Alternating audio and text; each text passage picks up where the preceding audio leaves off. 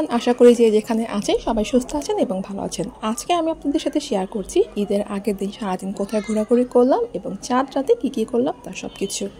প্রতি বছরের তুলনায় আমার কাছে মনে হচ্ছে এবার হাটের সংখ্যা অনেক বেশি ছিল, কারণ আনাচে কানাচে যেখানে সেখানে শুধু গরুর হাট আর হাট। আর আমি এসেছি আজকে ফরাসগঞ্জের শ্মশান ঘাটের ওই সাইডে। আমার কাছে মনে হচ্ছিল যে এই সাইডে ক্রাউডেডটা একটু কম, কারণ হয়তো সন্ধ্যার পরে বা রাতের দিকে আরও বেড়ে যাবে তখন।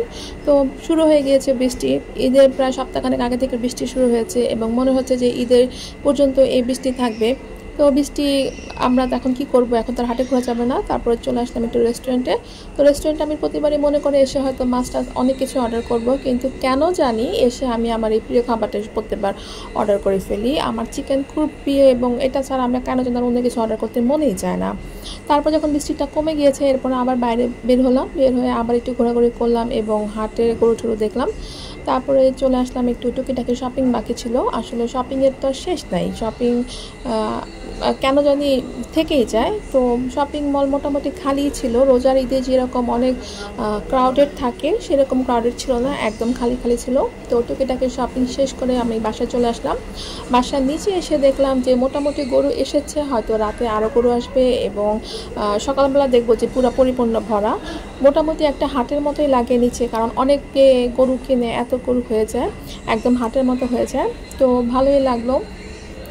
ঘোরাঘুরি করে গরু টরু দেখে এখন বাসায় যাবার পালা।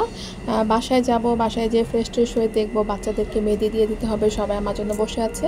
ফ্রেশ ট্রেশ হয়ে বাচ্চাদেরকে মেহেদি দিতে বসলাম এবং এক একজনের এক এক রকমের চাহিদা ছিল। কাউকে হাত ভরে দিতে হবে, কাউকে অল্প করে দিতে হবে, কাউকে ঈদ মোবারক লিখে দিতে হবে। তো এদেরকে মেহেদি দিতে দিতে আমার অবস্থা কাহিল হয়ে যায়, কারণ এদেরকে মেহেদি দিতে দিতে আমার হাত ব্যথা হয়ে যায়, তারপর আমি আর দিতে পারি না। তো যাক, একটা দিনই তো বাচ্চাদের একটু, এটাই তো আনন্দ, এই দিনগুলো তো আর ফিরে পাওয়া যাবে না। তাই যত কষ্টই হোক বাচ্চাদেরকে খুব এনার্জি নিয়েই আমি মেহেদি দিয়ে দিয়েছি।